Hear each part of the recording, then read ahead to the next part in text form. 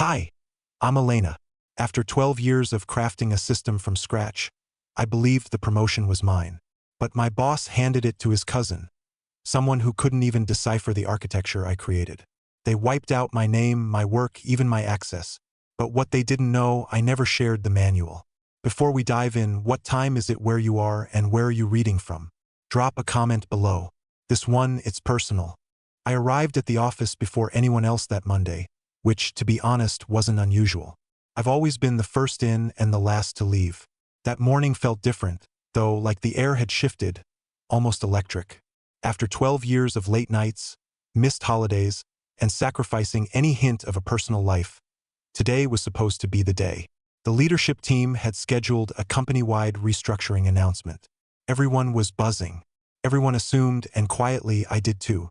I set my coffee on my desk, took a deep breath, and glanced out at the city still stirring outside the skyline windows. Seattle looked misty in the early light, like everything was slightly blurred. I adjusted the hem of my jacket and smiled to myself. This was it.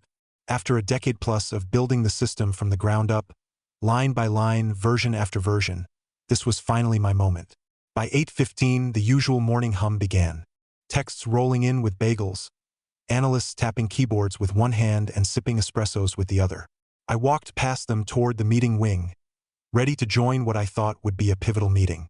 But when I reached the glass doors of Conference B, there was nothing. No welcome screen, no chairs arranged, just emptiness. I refreshed my calendar twice, then a third time, harder than necessary. The event had vanished. In its place was a silent update. Leadership Summit, internal only. My invite was gone. No explanation, no text, just removed. Before I could process it, my phone buzzed with a LinkedIn notification. That sound, brief, innocuous, would come to mark the turning point of my career. Thrilled to announce my new role as Director of Product Development at Skyline Solutions. The profile picture grinned back at me. Ethan Carver, 29, still referred to internal scripts as that back-end tech stuff, the CEO's cousin. I stared at the post for a full 30 seconds, trying to will the words to rearrange themselves. I felt warmth in my face, but my hands were cold. There was no email from HR, no mention in the morning roundup, just a social media splash liked by half the office before 9 a.m. Ethan. The same Ethan who last week couldn't explain the difference between the staging server and the production environment. The same Ethan who, 4 days ago, stood beside my desk, chewing his lip and whispering, Hey Elena, can you remind me again which part handles the external API connections? I had walked him through it slowly, patiently, and after he left, I made a note to speak to Victor about it again. Let it go, Victor had muttered, not even looking up from his phone. Be a team player. This is bigger than just code, Elena. Bigger than code? This company was built on the foundation I designed. I had sketched the original system architecture on napkins during lunch breaks when we were still in a leased office above a dry cleaner. And now they gave it all to Ethan. I stood still in the hallway as 2 interns walked past me, whispering. One of them smiled politely, the other avoided eye contact. I didn't move. Back at my desk, the team kept moving. My screen blinked with unread messages, none of them for me. I reached for my tote bag. It didn't take long to pack. I kept very little at work, by design. A potted cactus, a framed photo of my brother's kids, a mug that said, "Deploying is my love language." That was it. I passed Daniel, the CTO, on my way to the elevator. He looked up at me, hesitated, and kept walking. By the time I reached the lobby, I felt the first crack in my composure. Not rage, not even sadness, just emptiness. I got into my car and sat there, gripping the steering wheel, the LinkedIn post still glowing on my phone. I could hear laughter from a group just outside the building. Probably the new hires. They didn't know who I was. And maybe that's exactly what Victor wanted. But here's the thing. I don't let people erase me. I've watched this game play out before with my father, a brilliant mechanical engineer who was quietly pushed out just before his startup went public. They erased his name from the IP filings, and he never recovered. But I learned from him. That's why, 3 weeks ago, long before they changed the meeting, I began backing up every architecture map, every original draft, every build timeline. Each document was signed, time-stamped, and sent to a secure drive linked to my attorney. They thought this was the end for me, But I'd already started preparing for a moment like this weeks ago. The moment I noticed Ethan's business cards sitting in the break room trash, I felt like I'd swallowed glass. There they were, perfectly embossed, fresh from the printer, stacked in a small black box labeled Ethan Carver, Director of Product Development. They hadn't even bothered to remove the packaging slip. That was 2 weeks before the official announcement, meaning it wasn't just a last-minute decision. They'd planned this, and they'd planned it quietly. I picked up one of the cards, turned it over, and held it between my fingers for a long moment before dropping it back into the bin. I didn't need a souvenir of their strategy. What I needed was clarity. Later that same week, I was invited to sit in on a meeting with 2 of our key investors. The invite came through my calendar with the generic subject line, Tech Vision 2025, Strategic Overview. It wasn't rare for me to join investor meetings. I'd usually present a few metrics, run through back-end scalability slides, then let the VPs take over. That morning, I prepped everything like I always did, carefully, methodically. Color-coded slides, usage projections, system diagrams. I even added a personal touch. A snapshot from our early codebase that showed how our system could now handle 4 times the load it could just a year ago. This was my work, my team, my code. I walked into the conference room early and sat near the back, laptop ready. Investors trickled in, then the leadership team. Victor walked in behind them, and to my surprise, Ethan was at his side, smiling like a kid about to open birthday presents. That's when the confusion set in. I wasn't listed on the printed agenda, and before I could ask anyone about it, the meeting began. Victor opened with a few high-level statements, then passed the clicker to Ethan, who launched into a presentation using slides that looked suspiciously familiar, as in pulled directly from my prep folder. Same headers, same metrics. He simplified the language and stripped out the technical details, but the bones of it were mine. My name wasn't mentioned, not once. I sat there and watched him mangle my system, calling our hybrid authentication framework a clever login thing, and our alert manager the ping service. Across the table, Daniel, our CTO, said nothing. He sat like a statue, occasionally nodding, but his eyes never met mine. I caught Lucas, the deputy CTO, glance in my direction once, just once. I held his gaze. It was pleading, wordless. Say something, please. But he looked down and stayed silent. That cut deeper than Ethan's ignorance ever could. Later that day, I passed Daniel in the hallway near the elevators. He opened his mouth slightly, maybe about to speak, then offered a tight-lipped smile instead. I kept walking. Back in my office, I pulled up the shared drive and checked the permissions on my prep folder. Sure enough, it had been accessed by Ethan 2 days prior. No download logs, of course. He'd just copied the structure and rebuilt it elsewhere. Slick. I didn't cry. Not out of strength, out of familiarity. I'd seen this kind of thing before. The reshuffling of credit. The soft exclusion. The handshakes that ignored the hands that did the real lifting. That night, I started backing everything up. Not just the source code or the release timelines. I cataloged everything from legacy schema I'd built in year 2 to the subtle design decisions that kept our server costs down and test reliability up. I labeled it meticulously, distinguishing between what I'd created on my own time and what had been part of my formal deliverables under contract. My fingers moved across the keyboard like muscle memory. I wasn't angry anymore. I was alert. And when I zipped all the files into a single encrypted folder and uploaded it to a private cloud, I didn't hesitate before sending it to a contact labeled simply Drite_legal. They thought I was going to cry over a LinkedIn post. I was building my defense while they were building their facade. It was almost midnight when I opened that email. The apartment was quiet, aside from the faint hum of my refrigerator and the occasional creak of my heating vents. I was sitting on the floor, my laptop balanced across my knees, trying to clear out some lingering messages before calling it a night. That's when I saw it. An unread thread forwarded from Caleb. The subject line was vague. Follow-up transition planning notes. At first glance, I assumed it was a routine thread I'd been CC'd on by mistake, but when I clicked it open and started reading, the words didn't feel routine. They felt intentional, cold, calculated. The first email was from Victor to Sophia, our HR director. We'll need to create some gentle exit language for Elena.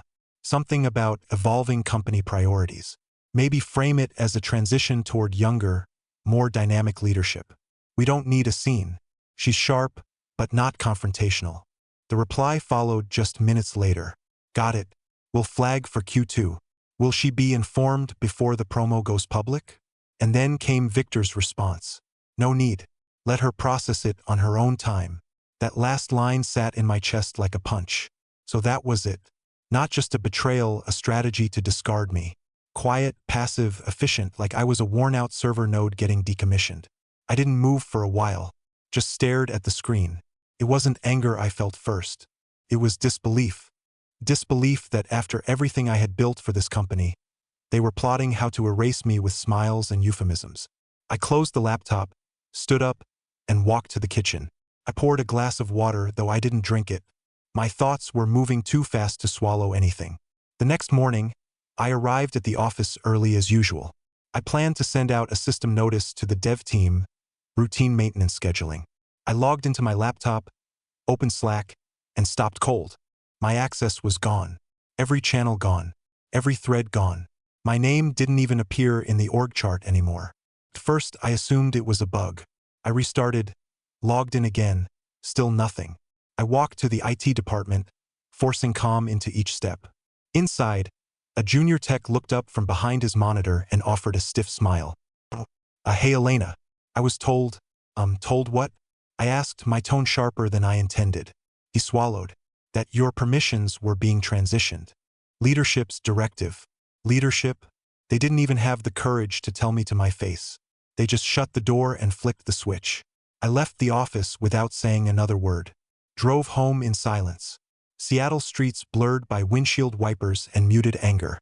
Back in my apartment, I sat at the kitchen table and opened the oldest file folder on my external drive. I hadn't touched it in years. It was labeled simply Dad.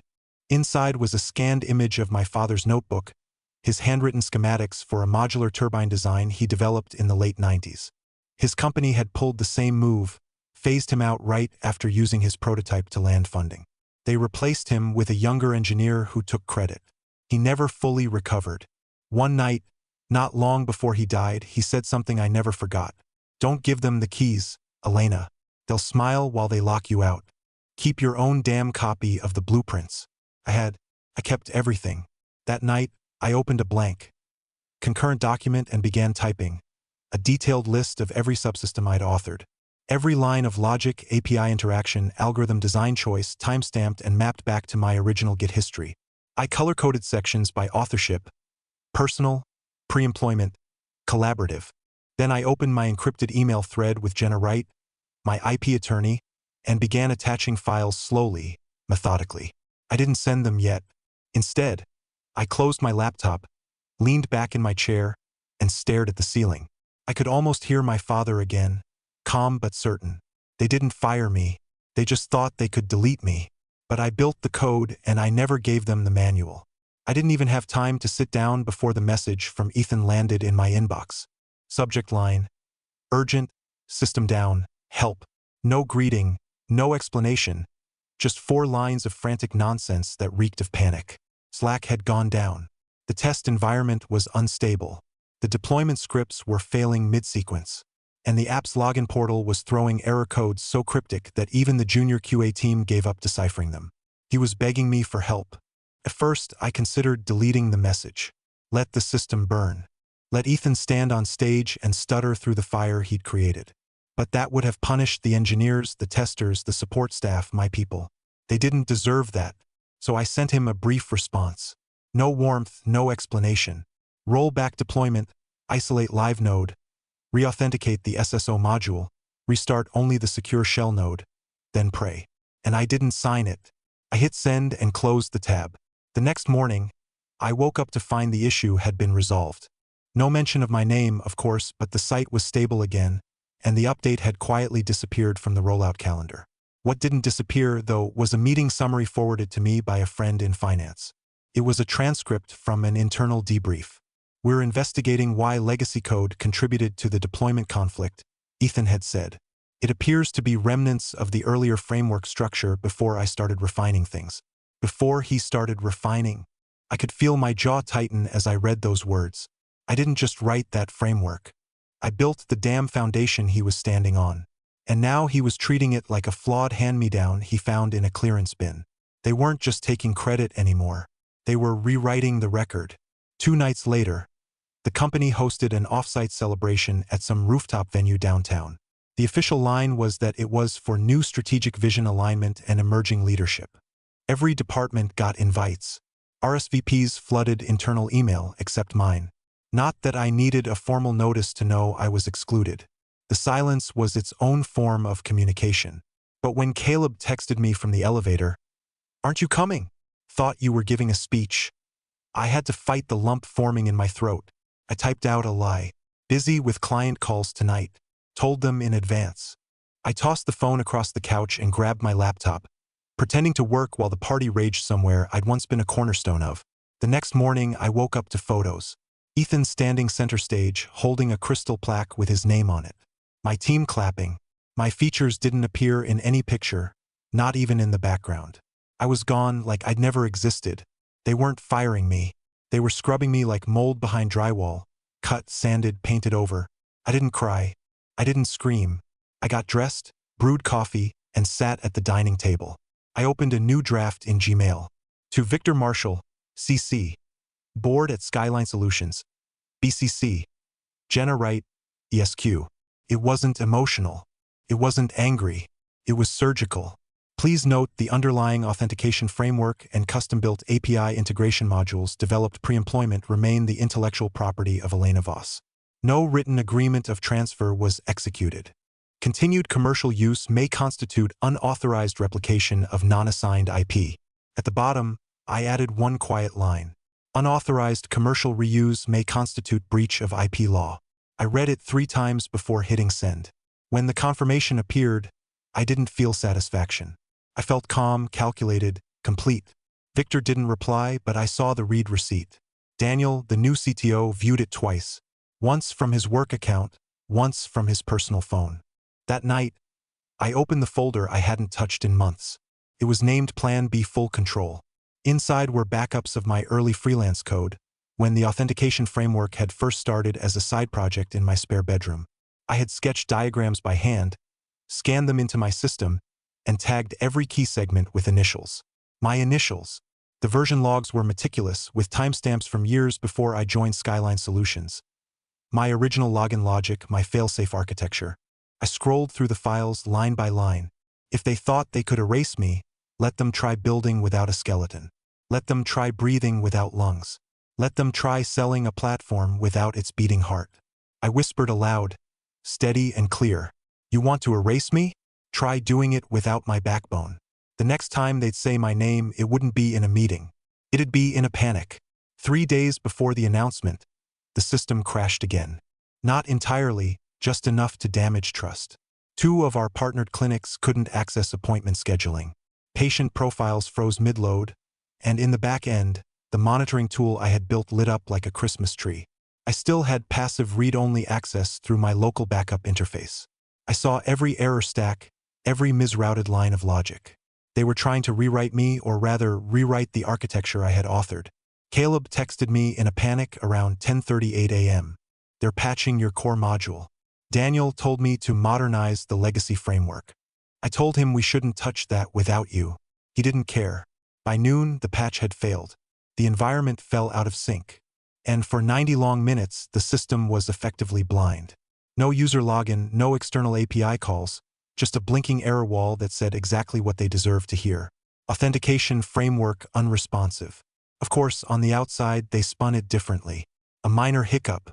A transition bottleneck, Ethan called it in his internal message. Translation: "We don't know what we're doing, but let's blame the person we erased." At 2:06 p.m., Daniel called me. "Hey, Elena," he started, voice unusually polite. "Just a quick thing.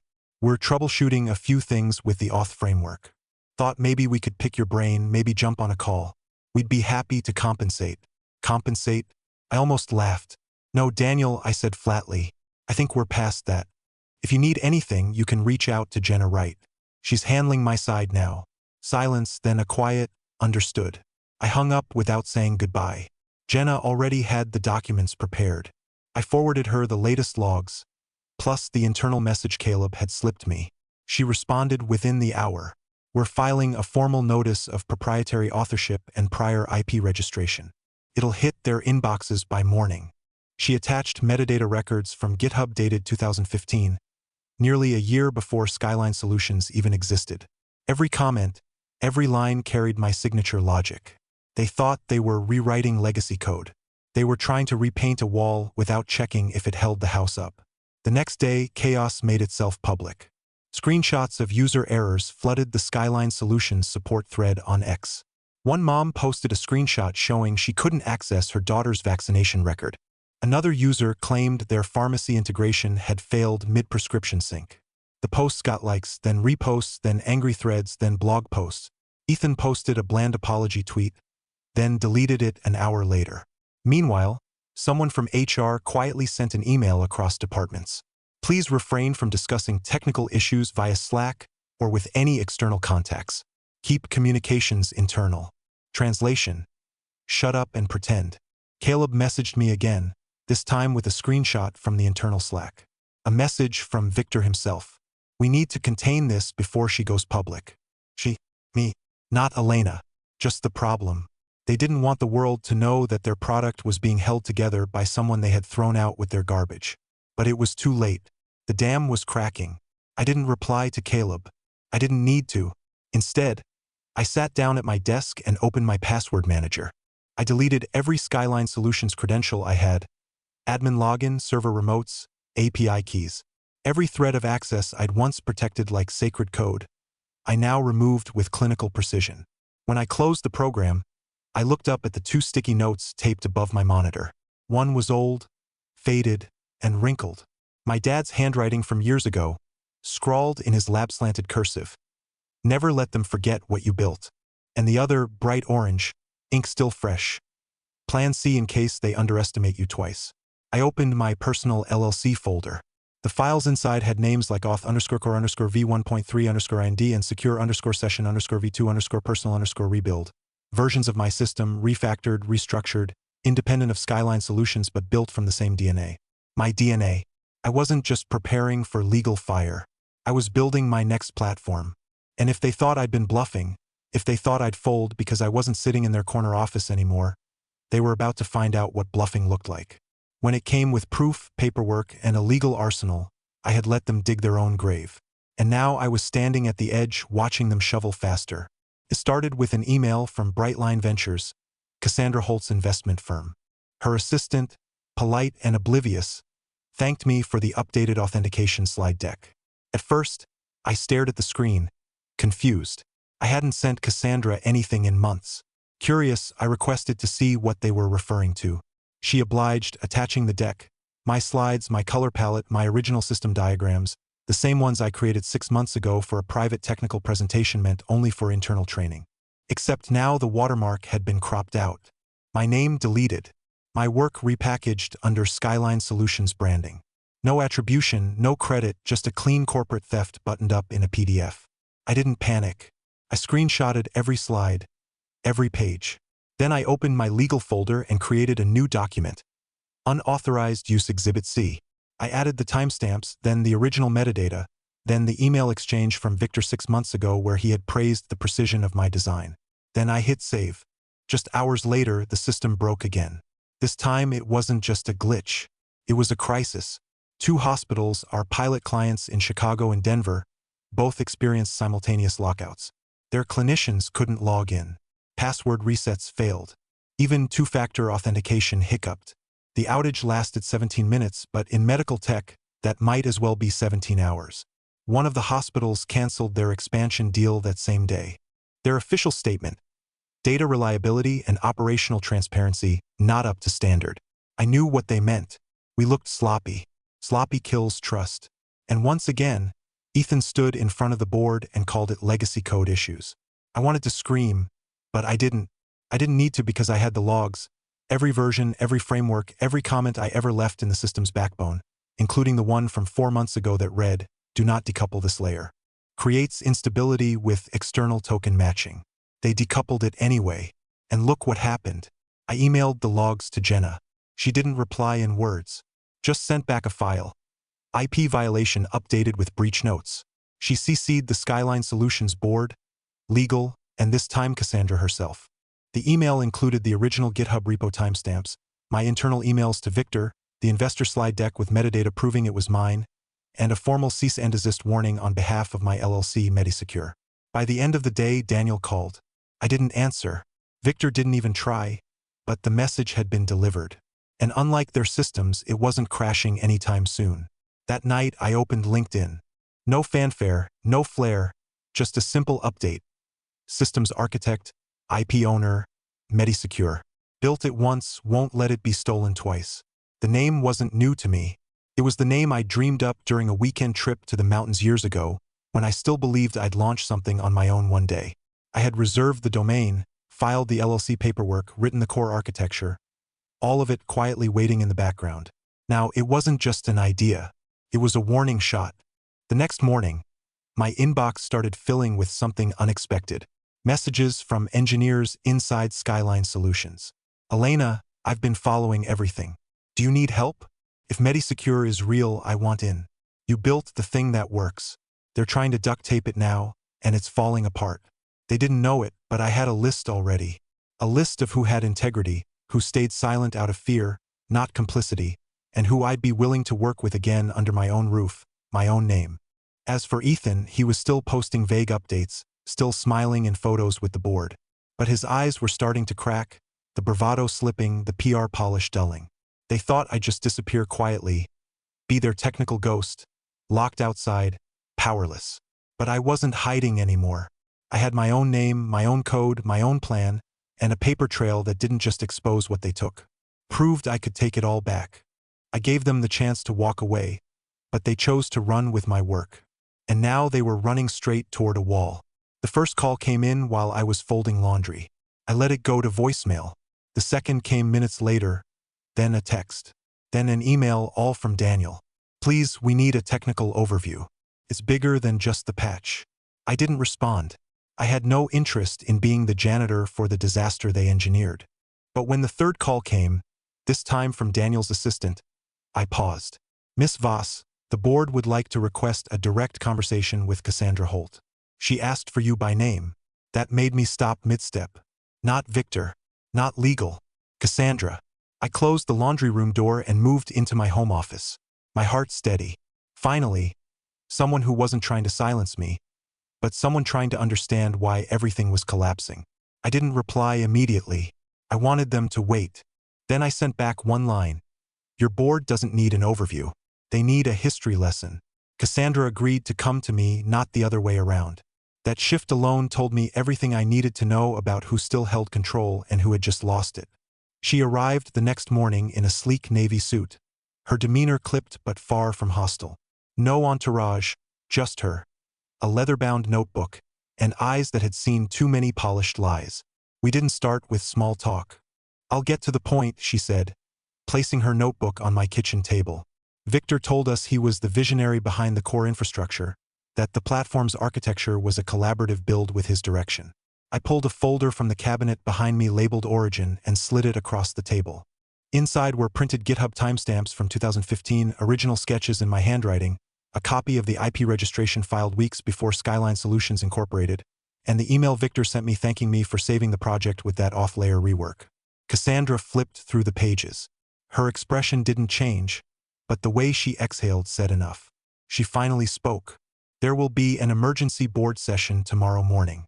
We'd like you to attend. I nodded once. I'll be there, but I won't be quiet. Cassandra stood, gathering the folder with careful precision. I wouldn't expect you to be. Later that night, with the house quiet and the sky bruised with rain clouds, I reopened a file Jenna and I had been building. Victor PDF. It was the original investor deck Victor used in the series of funding round. Buried on page 11, a system diagram I recognized instantly. My arrows, my color palette, my code logic. But under the diagram was a label in bold. Designed and engineered by Victor Marshall, CEO. My jaw clenched. I forwarded the file to Jenna with one sentence. This was used to secure funding. 10 minutes later, she called. This is beyond IP theft, Elena. This is fraud. You're looking at potential securities violations, misrepresentation to financial investors. For the first time, her voice wasn't just legal. It was livid. And suddenly, it all became clearer. This wasn't just about a promotion or a title or code. This was about a company built on a lie. And the lie was wearing a suit, shaking hands, smiling into cameras, and pretending my blueprint was his idea. I closed my laptop slowly, my thoughts razor-sharp. Then I turned toward the glass frame on the wall, the one that still held my father's patent application, rejected by the board of directors that stole his design and buried his name. That would not be my ending. I opened the folder labeled board_day. Everything I needed was there, clean, precise, undeniable. Then I whispered what I hadn't said out loud until that moment. Tomorrow, I don't just speak for myself. I speak for every woman who was ever told to sit in the back of the room while someone else took the credit. They built their empire on my silence. Tomorrow, I take the mic. The sound of the boardroom door closing behind me felt different this time, more like the final click of a vault ceiling. I wasn't there to beg. I wasn't there to be heard. I was there to be undeniable. Jenna walked beside me, her steps deliberate and even, a quiet force at my side. I carried no briefcase, no flashy presentation, just a flash drive, a voice that had been sharpened by betrayal, and a name they were about to learn how to pronounce correctly. Every seat around the long oval table was filled. The only two who avoided eye contact were the ones who mattered most: Victor and Ethan. I took the seat offered at the front, not the side, not the corner. And when Cassandra gestured for me to begin, I didn't waste a breath. "I'm here to correct the record," I said, "because for 6 years, it's been rewritten without my consent." The projector clicked on. Slide by slide, I walked them through the timeline. GitHub commit logs dating back to before Skyline Solutions existed, screenshots of internal Slack threads where I outlined architecture that had since been repackaged under new titles, and Victor's own email thanking me for salvaging a system module he barely understood. Not a single voice interrupted. Then I reached the slide that held the final nail. The investor deck, their lie. My diagrams cropped, my logic labeled as Victor's vision. "You didn't just erase me," I said, locking eyes with Cassandra. "You commodified me and you sold what wasn't yours." Ethan, shifting uncomfortably, cleared his throat. "She was part of the team. We collaborated. The product evolved." Jenna stood. "You're correct. It evolved. But the core framework, the initial intellectual property, the logic tree, and system partitioning all originated from Elena Voss. The accompanying documents you have in your folder include timestamps, authored annotations, and IP registry filings that predate your company's formation." Daniel, finally speaking after an hour of silence, cut through the tension. "She built it. Since she left, we've been chasing bugs we don't understand. The system isn't scaling. Clients are pulling back, and the reason is simple. We no longer understand what we're standing on." The air thinned. Cassandra turned her attention to Victor. "Why weren't we told this?" Victor straightened. "We had internal gaps in documentation. She worked independently. She didn't onboard the team properly." I smiled faintly. "Really?" I clicked the next slide. On screen, a screenshot of the internal guide, file path, and a video walkthrough I'd recorded for onboarding engineers, timestamped and sent to Victor's inbox 2 years ago. In it, I narrate every process in my shorthand. The same shorthand Victor once mocked as overly technical. I closed the presentation. This wasn't a documentation issue. It was an ego issue. You didn't want the system unless it came with your name on it. The room was silent for a long moment. Not the stunned kind, the damning kind. The board requested a closed session. Jenna and I waited in the hallway, and I stared at the floor's reflection until I barely recognized my own face in it, tired but steady. When the door finally reopened, Cassandra stepped out. "Miss Voss," she said, "the board has reached a decision." Back in the room, she didn't mince words. "Victor, the board no longer believes you can lead Skyline Solutions with the integrity this position demands. Effective immediately, you're removed from your role as CEO. You may accept a non-technical advisory position with limited involvement or depart altogether." Victor didn't speak. He didn't even look surprised, just hollow. Ethan's role was revoked entirely. No advisory, no demotion, just an escort by HR. Then she turned to me. "Miss Voss, we are formally offering you the role of Chief Technology Officer with appropriate equity, licensing recognition for your intellectual property, and a public statement of correction." I looked around the room. I didn't feel victorious. Not exactly. I felt resolved. I nodded once. Not for revenge. For the record. The meeting ended. Chairs scraped. People filed out. Victor lingered a moment longer, then left without a word. I gathered my things slowly. On my way out, I passed the framed hallway photos of company milestones, the ones I wasn't in. I didn't pause. There'd be new photos soon. For once, I didn't have to prove I was right. They proved it for me. It was a quiet Thursday morning when I walked into the new Skyline Solutions headquarters. Everything looked different. Sleek open spaces, warm neutral tones, an intentional departure from the cold, sterile glass and steel I'd once passed through without so much as a nod.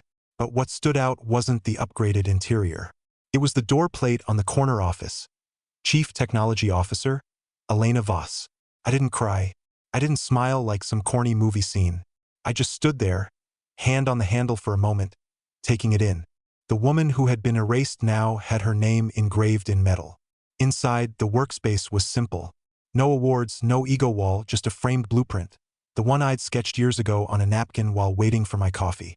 The one that would eventually become the foundation of a multi-million-dollar system. Now it bore a new name, SecureFlow, a name that was mine in meaning and in mark. The documentation fully updated. Code attribution restored. Every internal file that once bore Ethan's initials now reflected the truth. Lines authored by EV.